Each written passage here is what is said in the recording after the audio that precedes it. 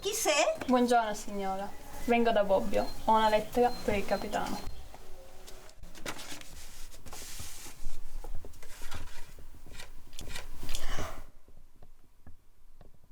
Giosuè, svegliati, c'è un ragazzo qui fuori, viene da Bobbio, dalle valli e ha un messaggio per te. Ce l'hanno fatta, Giosuè! Lo so, Caterina, l'ho sempre saputo. Ce l'hanno fatta, capitano, è forse un sogno? Abbracciami forte, abbracciami forte.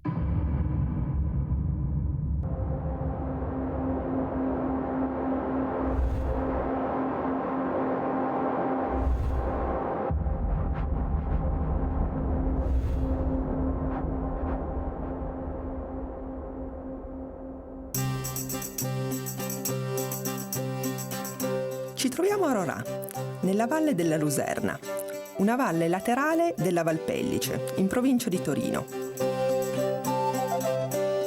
Conosciuta nel XVII secolo come magnifica comunità di Rorata, vede la sua storia strettamente legata alle vicissitudini del movimento valdese e, in particolare, alla figura di Giosuè Gianavello. Gianavello, o Giavanas, con cui viene indicato nel patois locale il gufo reale.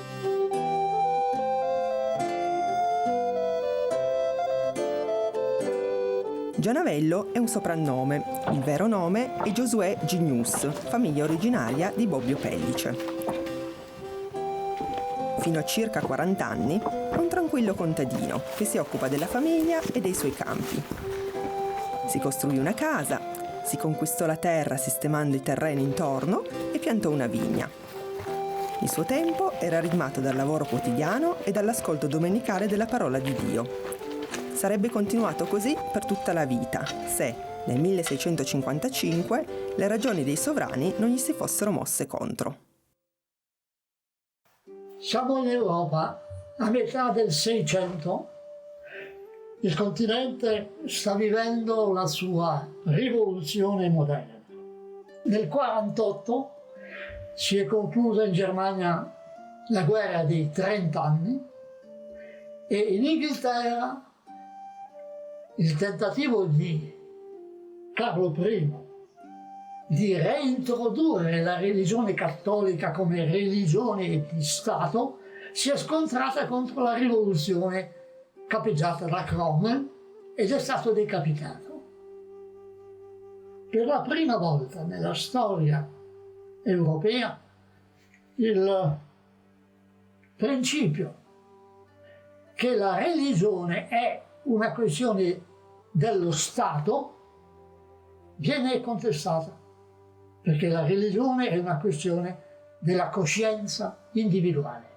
Nel Piemonte di Madama Cristina questa grande rivoluzione è un fatto secondario e anche i valdesi la ignorano. Sono poche migliaia di cristiani protestanti, conosciuti come i Barbetti, a cui Emanuele Filiberto a metà Cinquecento ha concesso il diritto di professare nei termini molto ristretti delle loro valli la religione protestante. Ma la notizia della grande rivoluzione inglese giungerà naturalmente anche in Piemonte. E proprio qui vivrà una delle sue pagine più drammatiche. L'equilibrio politico-religioso che ha durato ormai un secolo viene rotto improvvisamente nel 1655 dal governo Sabaudo, che impone ai valdesi la religione di Stato, e cioè quella cattolica. Ma per in qualche modo imporlo, il governo Sabaudo utilizza una spedizione militare francese che scende in Lombardia. L'esercito occupa il territorio piemontese e, come avviene all'epoca, si abbandona naturalmente ad ogni sorta di sopruso, di violenze, di taglieggiamenti, eccetera, a cui la popolazione valdese non è in grado di reagire. La mattina del 24 aprile 1655, mentre in Valpellice si scatena l'orrendo massacro noto con il nome di Pasque Piemontesi, Gianavello sale verso il colle di Pianprà con 6 uomini. Da qui si domina tutta la cresta che divide la Valpellice dal vallone di Rorà. Quel giorno, all'insellatura della Sea di Valanza, passano 300 uomini del marchese di Pianezza con l'intento di sorprendere Rorà in difesa. Gianavello e i suoi uomini li fermano con le loro fucilate, spaventandoli e costringendoli alla ritirata. Con le stesse modalità, Gianavello ferma l'indomani mattina i 500 soldati del secondo assalto al colle di Cassulè. Nella breve insellatura che separa Rocarussa dal costone era stato costruito un gioco per ragazzi, la svirota. Si tratta di un tronco d'albero montato su un perno. Gianavello aziona la svirota con l'aiuto di 4 ragazzi che corrono in tondo. In questo modo dà al nemico l'illusione di possedere un esercito numeroso. Il 26 aprile, dall'alto del contrafforte del Bric Bardiot, Gianavello e compagni, sbucando all'improvviso dai boschi, sorprendono e disperdono i 700 soldati del terzo assalto. La popolazione di Rorà, per maggior sicurezza, si sposta nel villaggio di Rumè e nel vallone di Peyret. Il 27 aprile il marchese di Pianezza prepara un assalto su 3 direzioni. Il corpo di truppe provenienti da Bagnolo assalta Rumè e il vallone di Peyret. Gianavello, sempre dal Bric Bardiot, sferra il suo attacco in ordine sparso, avvolgente e in rapidissima mobilità. Nuovamente le truppe sabaude ne sono sorprese e si danno alla fuga. La disfatta subita permette al marchese di organizzarsi meglio. Il 5 maggio sferra un formidabile attacco contro il vallone. 15.000 uomini arrivano contemporaneamente all'assalto, nuovamente da 3 direzioni. Mentre Gianavello resiste contro le truppe provenienti da Villar Pellice, il vallone di Rumè viene assalito, dilaniato e schiacciato. Gianavello, portando in braccio il figlioletto di 7 anni che è riuscito a salvare, si rifugia con i compagni nei burroni boscosi che scendono da Pianprà e che prenderanno poi il nome di Vallone dei Banditi.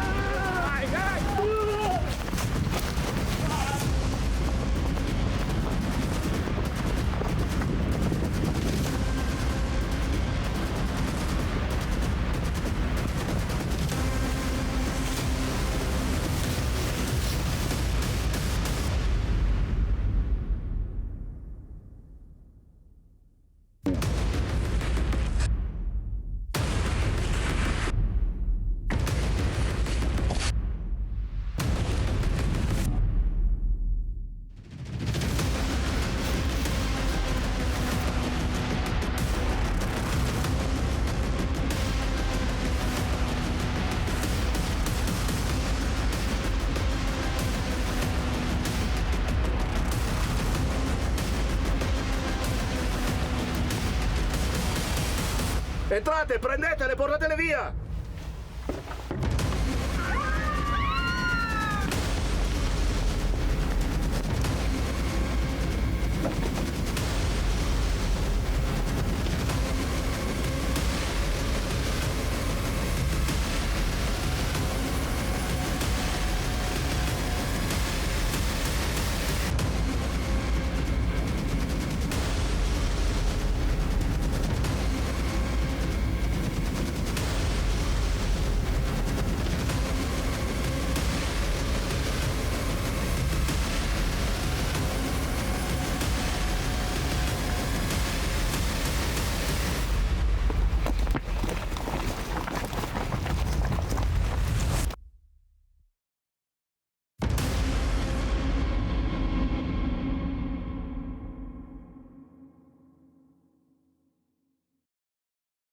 Il governo sabaudo non ha però tenuto conto di due fattori.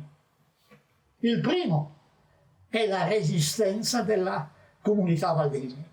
Due uomini, non possiamo dire di borghesia, perché allora non si parla di borghesia, ma contadini, diciamo, di un certo prestigio, di una certa importanza. Un Jaillet e un Gialabello organizzano una resistenza, si procurano delle armi, contrattaccano le truppe ducali, hanno due vantaggi. Il primo, conoscono i luoghi e perciò si possono muovere molto liberamente. In secondo luogo, la loro azione è dettata da una motivazione spirituale molto forte e questa costituisce il cemento della loro azione.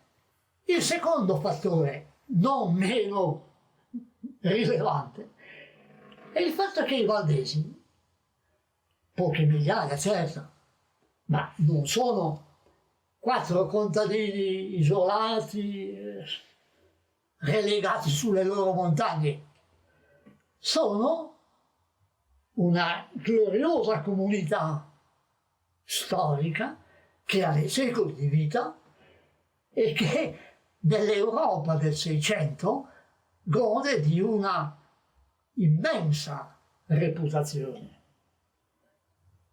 Tutte le chiese protestanti hanno conoscenza della loro esistenza, li hanno proposti come esemplari. E quando perciò giunge la notizia che questi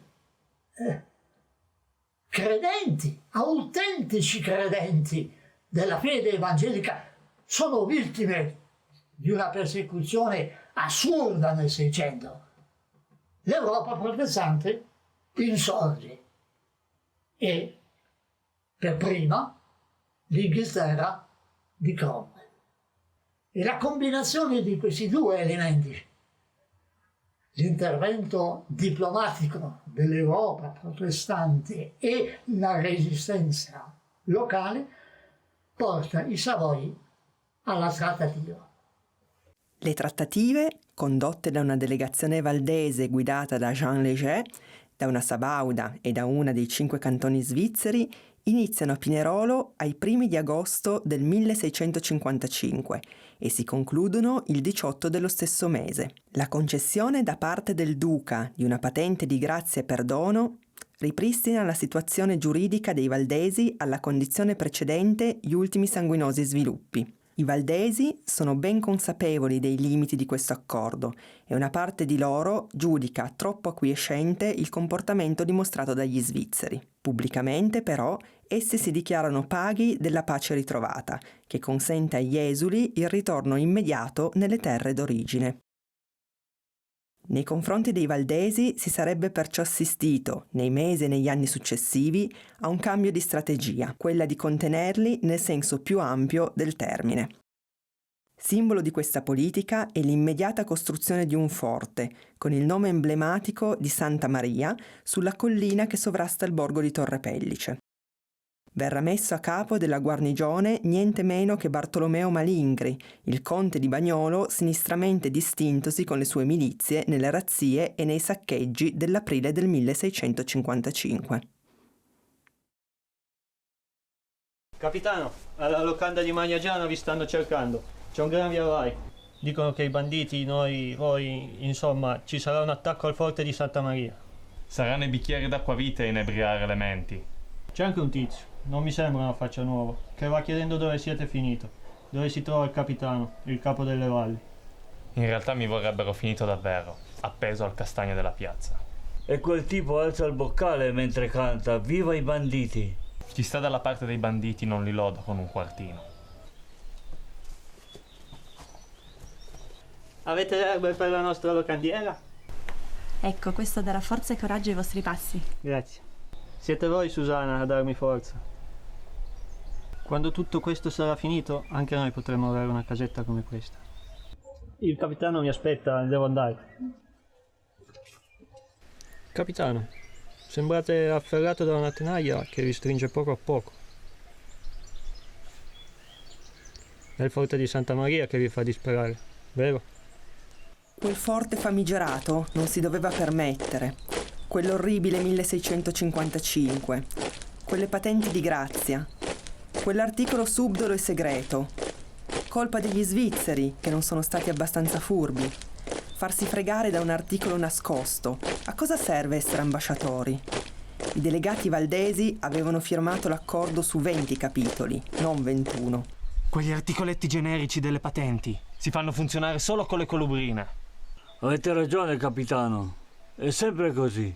Vogliono annullare la storia, mio capitano, e portarci indietro, prima della Magna Carta del 1561.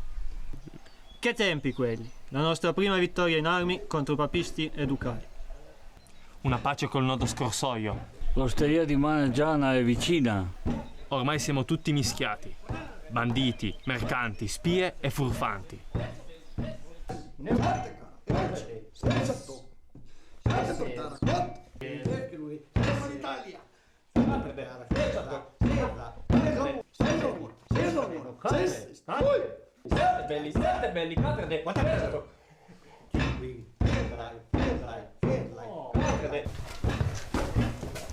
In mezzo ci saranno degli scagnozzi del nuovo comandante del forte di Santa Maria.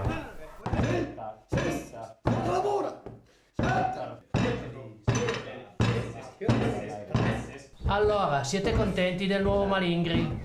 Molto. Il tipo giusto da prendere in piazza. Ale, 2 uomini validi mi aiutino dalla cantina a portare un altro barilotto. Stasera festa.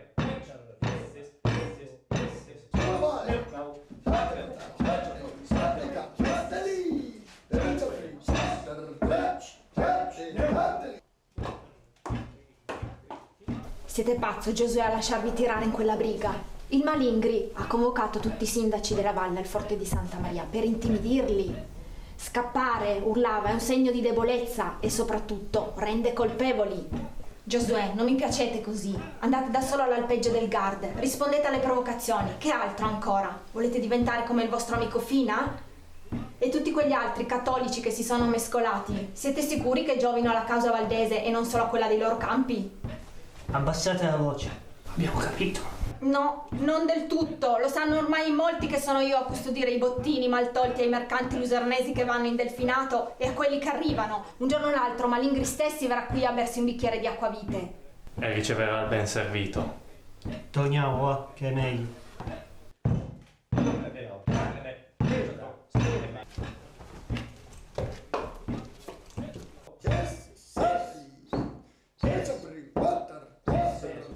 Ciao compari, venite a giocare con noi?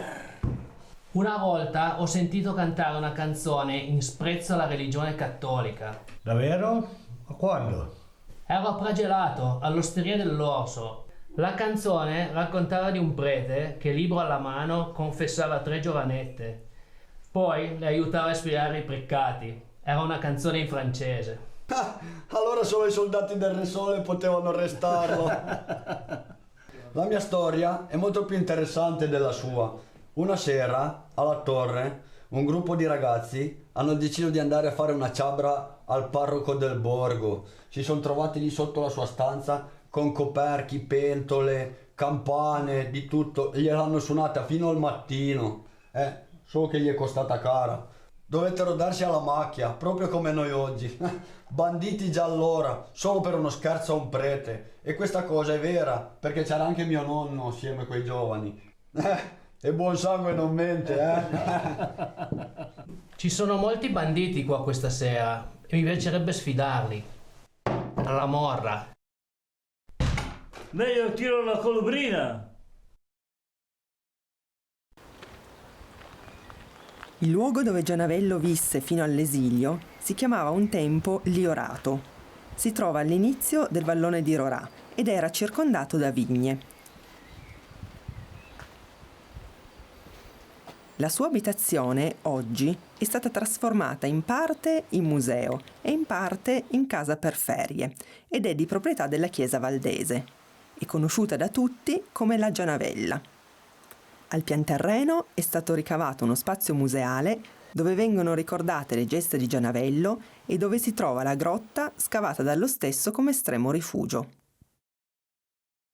Gli anni che seguono sono tra le pagine più dolorose e più sofferte della storia valdese. Il governo sabaudo non tiene conto delle trattative di pace e inizia una politica di repressione sempre più dura, sempre più violenta. Ne sarà vittima in primo luogo il moderatore Léger, che condannato a morte dovrà lasciare le valli e rifugiarsi in Olanda, e altri come lui. Gianavello in questa circostanza diventa una delle figure preminenti, anzi si può dire diventa la figura preminente. Incarna in qualche modo lo spirito di resistenza e lo spirito di fedeltà alla tradizione valdese, alla tradizione di fede, alle angherie del governo, alle violenze crescenti del governatore. Egli si trova davanti al bivio, o sottomettersi e accettare in qualche modo come dato di fatto questa situazione, o reagire. E Gianavello reagisce e organizza la resistenza.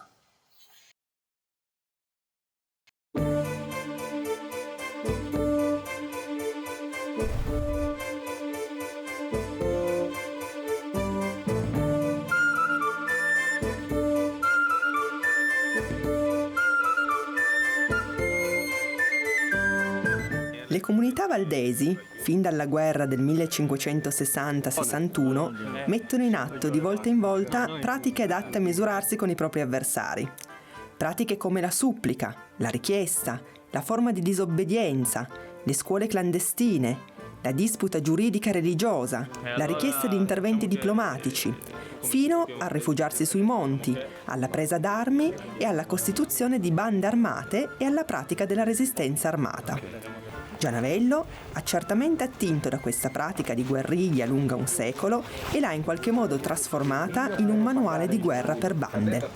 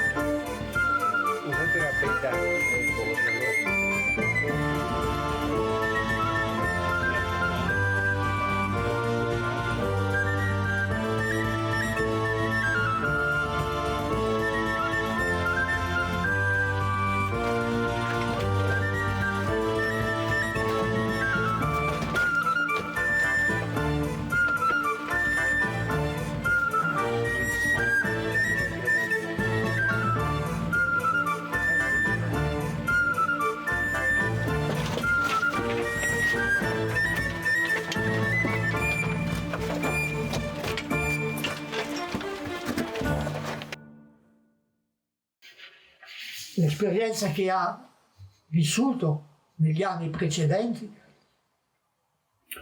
lo mette in condizione di costituire un vero e proprio esercito partigiano e di passare in qualche modo all'offensiva contro le truppe sabaude. Con i suoi uomini conduce una guerriglia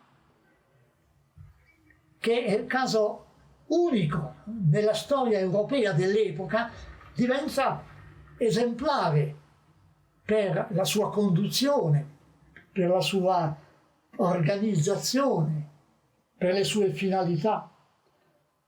E dopo tempo e anni, questo condurrà nuovamente le autorità ducali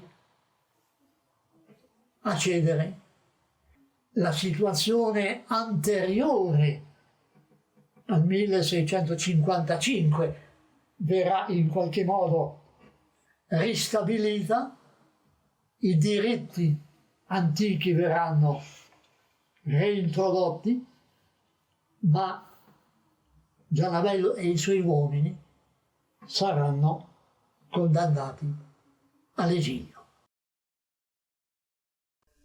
Invochiamo la presenza del Signore, poiché abbiamo saputo che i nostri avversari, non accontentandosi di averci perseguitati e spogliati di tutti i nostri beni per renderci ancora più odiati, vanno seminando molti falsi rumori che tendono non solo a far appassire le nostre persone, ma soprattutto a nuocere la dottrina che noi professiamo. Siamo obbligati, per disilludere lo spirito di coloro che avrebbero potuto essere preoccupati da queste calunnie, di fare una breve dichiarazione della nostra fede. Noi crediamo che Dio ha fatto tutte le cose dal nulla, per la sua libera volontà e per la potenza infinita della sua parola. Noi crediamo... Sono 33 gli atti di fede da pronunciare, 33 come gli anni di vita terrena di Gesù Cristo.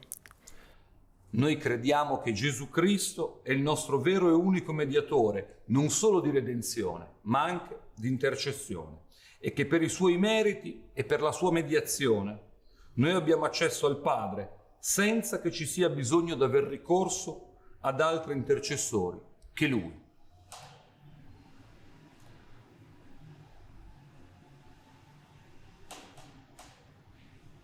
Fratelli, questa assemblea è stata convocata per condividere dettagliate informazioni sulle conferenze di Torino, dove, come voi sapete, dal 17 dicembre scorso al Palazzo di Città si stanno svolgendo le trattative di pace. Ciò che ne verrà è il futuro del nostro popolo. Ora lascio la parola al pastore Pietro Bail di San Germano, guida della nostra delegazione. Aggiungo ancora che la delegazione ducale riunisce le più illustri personalità dello Stato, tra cui il marchese di Pianezza, che ha appena perduto la sua consorte, Madama Giovanna Arborio di Gattinara. Ah sì? Morta? Sì, tra atroci dolori, chiedendo al marito di continuare a estirpare i valdesi per la pace della sua anima. Intanto essa se n'è andata all'altro mondo e lei. Bella delegazione, tutti quei blasonati che devono confrontarsi con noi, modesti contadini. Saremmo pure un po' rozzi, ma non così stupidi se quelli sono costretti a parlare con noi. Fratelli, il momento è grave. Siamo stati accettati al Palazzo di Città a Torino, grazie agli ambasciatori svizzeri che hanno ottenuto un salvacondotto per noi. Figuriamoci. Speriamo non firmino qualche articolo segreto, come nel 1655. Sì, speriamo. Gli ambasciatori svizzeri sono gli stessi che hanno permesso la costruzione del forte di Santa Maria alla Torre. Possiamo davvero stare tranquilli. Fratelli, tutti noi dobbiamo sapere nei dettagli che cosa sta succedendo a Torino. Fratelli, sono state stagioni difficili, l'estate, l'autunno, hanno portato devastazione alle valli. Se non era per i banditi che fermavano le truppe del Fleury, Durante la battaglia di San Giovanni noi non saremmo qui a cianciare. Ma i vostri banditi hanno anche attaccato Bibbiana e Lusernetta e Campiglione e Bagnolo e addirittura il forte di Santa Maria, la torre. A voi della Val San Martino non importa niente se attaccano qua. Da sempre ve la fate con i francesi e in cambio vi proteggono da ogni nemico. Gianavello è appoggiato a una parete. In passato, quel luogo a Pinasca, in terra francese, era servito per riunire il suo consiglio di guerra. Se ne sta in silenzio il capitano, con il fedele e liso cappello calato sugli occhi. Ha già capito tutto dal primo scambio di parole e dai primi volti dei delegati che ha incontrato. Da come lo guardavano, da come lo salutavano o nemmeno gli rivolgevano la parola. Gente che qualche mese prima lo aveva chiamato a sua difesa per un campo mal venduto, ora camminava largo per non passargli sui piedi. Fratelli, vengo subito alla questione. Vi elencherò le concessioni fatte dal Duca. Sì, perché, come sapete, anche se l'oggetto del contendere sono le richieste valdesi, ciò che è oggetto di pattuizione vi passa comunque come gentile concessione del Duca. Il 19 maggio del 1663, lo scorso anno, un editto ha imposto ai valdesi della Valpellice, che si erano ritirati in alto, di tornare alle proprie case, pena l'assegnazione ad altri proprietari. Inoltre, essi dovevano consegnarsi al forte di Santa Maria per farsi registrare. Il 25 maggio dello stesso anno, il Duca ha risposto di no alla nostra richiesta di sospendere questa ingiunzione. E infine, il 25 giugno,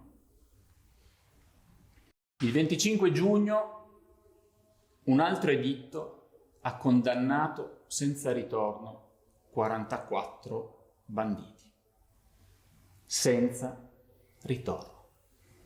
L'editto di pacificazione è firmato il 14 febbraio 1664 e approvato dall'Assemblea dei Valdesi 2 giorni dopo. Gianavello, il 19 febbraio 1664, marcia verso il Colle Julian con Stefano Revel, Jean Grasse e Davide Rivette, tutti banditi dall'editto. Gianavello troverà rifugio nella città di Ginevra, uno dei centri del mondo protestante europeo, e qui trascorrerà più di 20 anni da esule, periodo lunghissimo di vita, importantissimo per la sua vita, altrettanto importante quanto gli anni vissuti alle valli. La locanda, infatti, che egli apre in un quartiere popolare non sarà soltanto una forma per risolvere il problema della sussistenza, dato che è solo esule, ma sarà anche lo strumento per mantenere in forma quasi clandestina, in forma un po' oscura, i rapporti con il mondo europeo e con le sue valli stesse, dove lui tornerà in alcuni casi. Quando nel 1685 Luigi XIV di Francia, all'apogeo della sua potenza, revoca le concessioni al mondo protestante ugonotto e le estende anche ai valdesi e pertanto cancella la loro presenza dal Piemonte, i sopravvissuti al suo pogrom, vuol dire al suo massacro, si rifugieranno a Ginevra e qui saranno accolti da Gianavello nella città. Egli provvederà alla loro sistemazione, a collocarli anche nei paesi protestanti europei. Con questa scena che possiamo immaginare del vecchio Gianavello che alla porta di Ginevra accoglie i sopravvissuti al massacro. Noi in qualche modo diamo la sua immagine più completa, più compiuta, esemplare, e sembra che con quello sia tutto finito, che Gianavello non sia altro che un vecchio esule che accoglie i sopravvissuti del martirio. In realtà non è così, perché pochi anni dopo la storia europea si rivolge interamente, come era già accaduto altre volte. In Inghilterra sale un principe di Orange dei Paesi Bassi, nasce la coalizione antifrancese, si scatena la guerra e in questo rivolgimento generale delle potenze si incunea di nuovo, come era successo prima, nel 1655, si incunea di nuovo la vicenda valdese, perché Guglielmo d'Orange organizza una spedizione militare degli esuli valdesi in Piemonte e riapre la storia. E in questo momento, proprio quando tutto sembrava finito, quando la storia sembrava conclusa e non restava al vecchio Gianavello altro che scrivere il suo testamento, lui scrive il manuale di guerra, scrive le sue esperienze durante gli anni della Resistenza e consegna a questi giovani valdesi che tornano alle valli questo documento, questo manuale di resistenza che giungerà miracolosamente a noi, ultima pagina della sua vicenda.